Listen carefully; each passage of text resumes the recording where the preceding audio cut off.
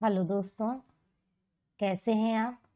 दोस्तों, आज हम एनसीईआरटी बेस्ड जो फैक्ट्स पूछे जाते हैं सीटेट में, उसमें 22 दिसंबर 2021 का पेपर देखेंगे। चलिए स्टार्ट करते हैं। हमारा पहला प्रश्न है, आपका घर यक्स पर स्थित है, आपका विद्यालय वाई पर स्थित है। आपने विद्यालय पहुंचने के लिए मतलब अपने विद्यालय पहुंचने के लिए आप पहले ठीक उत्तर दिशा में 3 किलोमीटर जाते हैं और फिर ठीक पूर्व दिशा में 4 किलोमीटर जाते हैं। आपके विद्यालय के सापेक्ष आपके घर की न्यूनतम दूरी और उसकी दिशा क्रमशः है। मतलब आपको बताना है कि आपके विद्यालय और आपके घर के बीच की न्यूनतम दूरी और उसकी दिशा। तो हम क्या करेंगे, सबसे पहले इसमें क्या बताया जा रहा है कि आपका विद्यालय यक्स पर स्थित है। मान लीजिए आपका घर यक्स पर स्थित है। मान लीजिए ये आपका घर है, यक्स पर स्थित है। आपका विद्यालय वाई पर स्थित है। अपने विद्यालय पहुंचने के लिए आप पहले ठीक उत्तर दिशा में, यानी उत्तर दिशा में, ये हम सबको पता है कि ये उत्तर है, ये दक्षिण और ये पूर्व और ये पश्चिम। तो सबसे पहले हम क्या क्या करते हैं, उत्तर दिशा में 3 किलोमीटर जाते हैं। फिर उसके बाद ठीक पूर्व दिशा में, यानी इसके पूर्व, यानी पूर्व किधर है, इधर, पूर्व दिशा में 4 किलोमीटर जाते हैं। और आपका विद्यालय क्या है, पर आपके विद्यालय मतलब ये क्या है, ये आपका विद्यालय है। ये आपके विद्यालय के सापेक्ष आपके घर की न्यूनतम दूरी और दिशा। तो क्या आप विद्यालय ये है, ये स्कूल है, ये घर है आपका। तो इसके सापेक्ष आपको ये दिशा बतानी है और ये दूरी बतानी है। दिशा क्या हो गई, उत्तर, दक्षिण, पूर्व और पश्चिम। तो क्या दिशा हो गई, दक्षिण पश्चिम। तो दक्षिण पश्चिम, तो इसमें है दक्षिण पश्चिम। और हम दूरी कैसे निकालेंगे, हम लोग पाइथागोरस प्रमेय लगाएंगे। तो क्या होगा, ये एक्स वाई का square is equals to x square, यानी ये वाला, और ये वाई इसको मान लेते हैं, तो ये प्लस वाई स्क्वायर, यानी 3 स्क्वायर प्लस 4 स्क्वायर, 3 9 प्लस 16 25, यानी एक्स और वाई का स्क्वायर क्या है, 25। तो एक्स वाई कितना हो गया, 5, यानी 5 किलोमीटर दक्षिण पश्चिम क्या हो गई, हमारी दिशा होगी। तो हमारा कौन सा राइट आंसर हो गया, आंसर नंबर 3। नेक्स्ट क्वेश्चन है हमारा, स्थान दिया हुआ है और अत्यधिक पसंदीदा भोजन। आपको क्या करना है, इसके जोड़े सही से बनाने हैं। तो गोवा, कश्मीर, केरल, हांगकांग, छोले भटूरे, पकाया हुआ भोजन, ये 1 है। छोले भटूरे, पकाया हुआ सांप, ये 2 है। करी के साथ टैपियोका, ये 3 है। और नारियल के तेल में बनी समुद्री मछली, ये 4 है। और ये 5, सरसों के तेल में बनी मछली, ए बी सी और डी। तो गोवा में हम सबको क्या पता है कि वहाँ पे समुद्री मछली खाई जाती है, क्योंकि गोवा जो है वो समुद्र के किनारे है। तो वहाँ पे समुद्री मछली खाई जाती है, वो भी नारियल के तेल में पका के। तो क्या हो गया इसका, इस फर्स्ट का क्या हो गया, फर्स्ट का 4। कश्मीर में क्या करते हैं लोग, जो मछली खाते हैं वो सरसों के तेल में खाते हैं, ये हम सबको पता है। तो कश्मीर में सरसों के तेल में बनी हुई मछली खाई जाती है, यानी कि 5। केरल में हम लोग को सबको पता है कि टैपियोका और जो नारियल है वो दोनों को अपने घर के आंगन में उगाते हैं, और टैपियोका के साथ नारियल की करी खाना लोग पसंद करते हैं। तो करी के साथ टैपियोका खाना कहाँ पसंद करते हैं लोग, केरल में। और हांगकांग में सांप का जो वो भोजन होता है, सांप का भोजन खाया जाता है। इसको क्या बोलते हैं, लिंगहू फेन। हांगकांग में जो सांप का भोजन बनता है उसको क्या बोलते हैं, लिंगहू फेन। तो ये भी आपको याद रखना है, ये इसके भोजन का नाम भी लिंगहू फेन, भोजन का नाम है जो सांप से बनता है। तो पहले का चौथा ए का 4 सब में है, बी का 5 और सी का 3 और डी का 4, यानी हमारा राइट आंसर कौन सा हो गया? Option number 4। नेक्स्ट क्वेश्चन है हमारा, मिर्ची हमारे देश के प्रत्येक भाग में उपयोग होने वाला एक महत्वपूर्ण मसाला है। इस मसाले को व्यापारी हमारे देश में कहाँ से लाए थे? मिर्ची जो है वो हमारे देश में सभी को मिर्ची पसंद है, तो पूछा जा रहा है कि ये जो मिर्ची है वो हमारे देश का, मतलब देसी नहीं है ये हमारे देश में कहाँ से आई थी? तो मिर्ची को हमारे देश में जो पुर्तगाल के जो व्यापारी थे, जो पुर्तगाल में और भारत से, पुर्तगाल के जो व्यापारी थे पुर्तगाल से और भारत से व्यापार करते थे, वो लोग कहाँ से लाए थे? दक्षिण अमेरिका से लाए थे हमारे यहाँ। तो पहला ऑप्शन हमारा चीन, दूसरा ऑप्शन है दक्षिणी अफ्रीका, तीसरा ऑप्शन है दक्षिणी अमेरिका, चौथा ऑप्शन है अफगानिस्तान। तो कहाँ से लाए थे? पुर्तगाली जो व्यापारी थे वो हमारे यहाँ दक्षिणी अमेरिका से मिर्ची को लेकर आए थे। हमारा राइट आंसर कौन सा गया? Option number 3। नेक्स्ट क्वेश्चन है, गुजरात के निकटवर्ती राज्य हैं। तो गुजरात के निकटवर्ती राज्य के बारे में आपसे पूछा जा रहा है। तो हम सबको पता है कि ये क्या, यहाँ क्या है? यहाँ पे गुजरात है, यहाँ पे गुजरात है, यहाँ पे राजस्थान है, यहाँ पे मध्य प्रदेश है और यहाँ पे महाराष्ट्र है।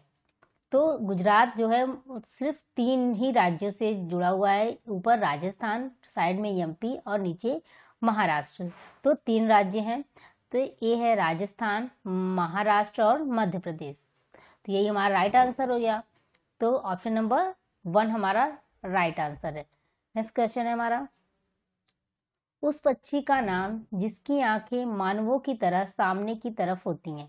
आपको उस पंछी का नाम बताना है जिसकी जो आंखें होती हैं वो हम जैसे हमारी आंखें एकदम सामने होती है वैसे ही उसकी भी आंखें एकदम सामने होती है। पहला ऑप्शन हमारा चील, दूसरा ऑप्शन है बाज, तीसरा ऑप्शन है गिद्ध और चौथा ऑप्शन है उल्लू।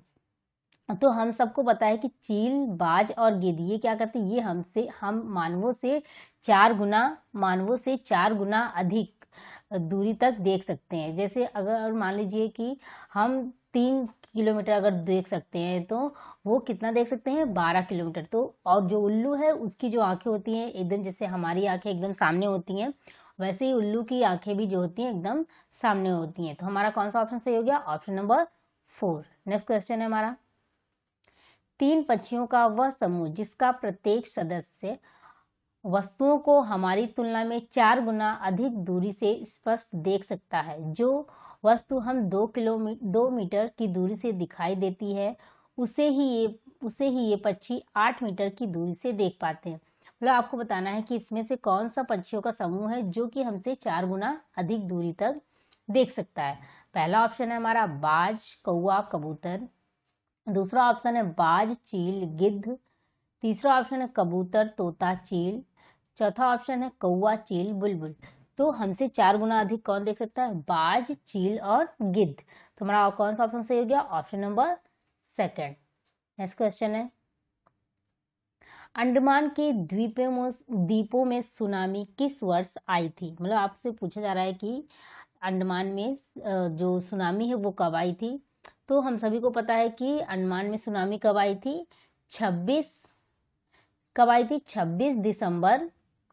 26 दिसंबर 2004 को जो है अंडमान में सुनामी आई थी। 26 दिसंबर 2004, ये डेट आप लोग याद रखिएगा, कभी ये भी पूरी डेट भी पूछ सकता है। तो 2004 में अंडमान में सुनामी आई थी। तो इसमें क्या बताया गया है कि वहाँ पे जो रहने वाले जो कुछ खास प्रजातियां थी, वो जो वहाँ के पक्षी होते हैं, जो जानवर होते हैं, उनको पहले हमसे आभास हो जाता है किसी भी प्राकृतिक आपदा का। तो वहाँ के जो लोग थे, वहाँ के लोगों ने देखा कि जो यहाँ के जानवर हैं, यहाँ के पक्षी में कुछ अजीब ये लोग व्यवहार कर रहे हैं, तो वो लोग उसको समझ गए और उन लोगों ने वो जगह छोड़ दी। तो इसकी वजह से वो जो प्रजाति थी वो बच गई सुनामी से, नहीं तो वो लोग समाप्त हो जाते। तो यही इसमें बताया गया। तो ये 26 दिसंबर 2004 को आई थी। नेक्स्ट क्वेश्चन है हमारा, स्लॉथ के विषय में नीचे दिए गए विषयों पर विचार कीजिए। मतलब एक स्लॉथ के विषय में आपको बताया जा रहा है, एक जानवर होता है ये स्लॉथ, भालू की तरह, लेकिन ये भालू नहीं होता। तो उसके बारे में कुछ जानकारी दी गई है, आपको बताना है कि कौन सा सही है और कौन सा गलत। A1 है हमारा, यहाँ पे ए बुक वो ABC होगा, पेपर में भी 1 2 3 ही लिखा था तो टाइप से मिस्टेक हो गया। स्लॉथ लगभग 20 घंटे पेड़ से उल्टे लटक कर मस्ती से सोता है। बी है, स्लॉथ जिस पेड़ पर रहता है उसी के पत्ते खाकर अपना पेट भरता है, इसे कहीं और जाने की जरूरत नहीं होती। सी है, स्लॉथ की आयु लगभग 20 वर्ष होती है और इतने समय में वह केवल 2 पेड़ों पर ही जाते हैं। तो स्लॉथ जो होते हैं वो एकदम भालू की तरह दिखाई देते हैं और ये 17 मतलब अपने पूरे दिन का 24 घंटे में ये 17 घंटे पेड़ से उल्टा लटक के सोते रहते हैं। और इनकी जो ये जो क्या करते हैं, ये मतलब बहुत ही अपने पूरे जीवन काल में ये बहुत बहुत ही आलसी किस्म का जानवर होता है। ये जिस पेड़ पे रहता है उसी पेड़ का पत्ता खा के अपना जीवन यापन कर लेता है और हफ्ते में मतलब सप्ताह में एक बार ही उसको जब पॉटी आती है तो वो उसके लिए पेड़ से उतरता है, नहीं तो वो सोचिए सप्ताह में सिर्फ एक बार वो पेड़ से उतरता है और जिस पेड़ पे रहता है उसी की पत्तियां खाकर अपना जीवन यापन करता है। और ये करीब 40 वर्ष तक जीता है, ये 20 नहीं, ये 40 वर्ष तक जीता है और इस 40 वर्षों में वो केवल मुश्किल से 8 पेड़ों पर ही मतलब बदलता है, नहीं तो वो 8 पेड़ में ही अपना पूरा जीवन 40 साल गुजार देता है। मुश्किल से 4, वो भी अगल बगल के जो पेड़ होते हैं उन्हीं पे जाता है। एक पेड़ पे है उसकी पत्तियां वो पूरी खा लेता है, जब पत्तियां खत्म हो जाती हैं तो ही वो दूसरे पेड़ पर जाता है और हफ्ते में सिर्फ एक बार वो शौच करने के लिए नीचे उतरता है। 17 घंटे वो पूरा सोता है, 20 घंटे नहीं, वो 17 घंटे पूरा सोता है। तो कौन सा ऑप्शन सही हो गया हमारा? केवल बी। हमारा कौन सा सही है आंसर है? Option number second. Next question है हमारा, किसी व्यक्ति ने गांधी धाम से नगर कोइल के लिए 12/10/2021 को ट्रेन के डिब्बे में प्रवेश किया। ट्रेन गांधी धाम से 22:30 बजे चली और 2 दिन पश्चात अर्थात 14/10/2021 को 22:30 बजे नगर कोइल पहुंची। यदि गांधीधाम और नगर कोइल के रेलवे स्टेशन के बीच की दूरी 2592 है तो इस ट्रेन की औसत चाल क्या थी? तो इसमें आपको बताया 2 दूरियों के बारे में बताया गया है और आपसे उसकी चाल के बारे में पूछा जा रहा है। तो उन्होंने यात्रा कब स्टार्ट की? उन्होंने यात्रा स्टार्ट की 12:10 को। यहाँ से करते हैं हम लोग। 12:10:21 को उन्होंने यात्रा स्टार्ट की। कितने बजे से? 22:30 से। यानी अगर हम लोग ध्यान से देखें तो उन्होंने जो वो 12:10 को 12 तारीख को उन्होंने कितने घंटे की यात्रा की? 1.5 घंटे की, क्योंकि आधे घंटे बाद 23 बज जाएगा, आधा घंटा इसमें, और 23 से 24 यानी 1 घंटा ये और 1 घंटा ये, जो 23 बजने में 30 मिनट जो लगे वो, यानी उन्होंने 12 तारीख को कितने घंटे की यात्रा की? केवल 1.5 घंटे की यात्रा उन्होंने की। तो इस दिन इन्होंने 1.5 घंटे की यात्रा की। और 13 तारीख को उन्होंने पूरे दिन यात्रा की। 13/10/21 को उन्होंने पूरे 24 घंटे की यात्रा की। और 14 तारीख को वो लोग पहुंचते हैं 22:30 पे, यानी 14 तारीख को उन्होंने कितने घंटे की यात्रा की? 22:30, 30-30-60, यानी 1 घंटा ये हो गया और प्लस 4 2 6 और 7 और 4 2 2 4 यानी 47 और 1 यानी 48 घंटे उन्होंने पूरी टोटल यात्रा की। तो हमारा टाइम कितना हो गया? 48 घंटे। और उसके बाद क्या है, उन्होंने दूरी दी हुई है 2592। तो चाल क्या होती है? चाल का फॉर्मूला क्या होता है? डिस्टेंस अपॉन टाइम, यानी दूरी बटे चाल। तो क्या हो गया, दूरी हमको दी गई है और टाइम क्या है? 48, लेकिन क्या है, हमको मीटर प्रति सेकंड में निकालना है। तो 1 मीटर में 1000 किलोमीटर होते हैं, तो हम 1000 से यहाँ पे गुणा कर देंगे और यहाँ पे 60, ये 60 सेकंड। तो क्या हो गया? 6 0 से 0, 0 से 0, फिर 2 3 जा 6, 2 5 जा 10। उसके बाद हम लोग 6 से इसको काटेंगे तो कितना आएगा, 6 4 जा 24, 6 3 जा 18 और फिर 6 2 जा 12।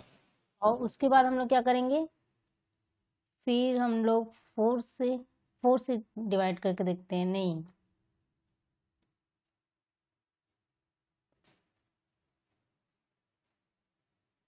4 से करते हैं, 1 और 2, फिर 4 1 जा 4 और 4 8 32। इसके बाद क्या हो गया, 4 4 12 12 9 108, 12 9 108, फिर उसके बाद 3 का 9, 3 इंटू 5 यानी 15 मीटर प्रति सेकेंड। हमारा कौन सा राइट आंसर हो गया, ऑप्शन नंबर 1। नेक्स्ट क्वेश्चन है हमारा,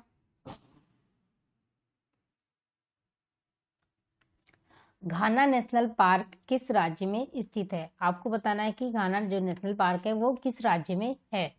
पहला ऑप्शन है हमारा उत्तर प्रदेश, दूसरा ऑप्शन है उत्तराखंड, तीसरा ऑप्शन है राजस्थान, चौथा ऑप्शन है गुजरात। तो हम सबको पता है कि घाना नेशनल पार्क कहाँ है, घाना नेशनल पार्क राजस्थान के भरतपुर जिले में स्थित है। घाना नेशनल पार्क कहाँ है, राजस्थान के भरतपुर जिले में। तो हमारा कौन सा ऑप्शन सही हो गया, ऑप्शन नंबर 3। आप लोग भरतपुर भी याद रखिएगा, क्योंकि कभी पूछ लेगा कि घाना नेशनल पार्क राजस्थान के किस जिले में है, तो आप लोग को याद रखना है किस जिले में है, भरतपुर जिले में। नेक्स्ट क्वेश्चन है हमारा, भारी वर्षा वाले क्षेत्रों जैसे असम में रहने वाले ग्रामीण लोगों को अपने घर किस प्रकार के बनाने चाहिए। आपसे पूछा जा रहा है जहाँ पे बहुत बारिश होती है जैसे कि असम में, तो वहाँ के जो लोग हैं वहाँ उनको अपना घर किस तरह से बनाना चाहिए। ए है बांस के घर, बी है बांस के खंभों पर ढालू छत वाले घर, सी है मिट्टी और फूस के बने घर, डी है सपाट छतों वाले लकड़ी के घर। तो असम में कैसे घर बनते हैं, बांस के खंभों पर ढालू छत वाले घर बनते हैं। ढालू छत वाले घर इस आकृति के होते हैं, तो इससे क्या होता है, पानी जो है वो गिर जाता है नीचे, उस पर रुकता नहीं, क्योंकि यहाँ पे बहुत ज्यादा बारिश होती है।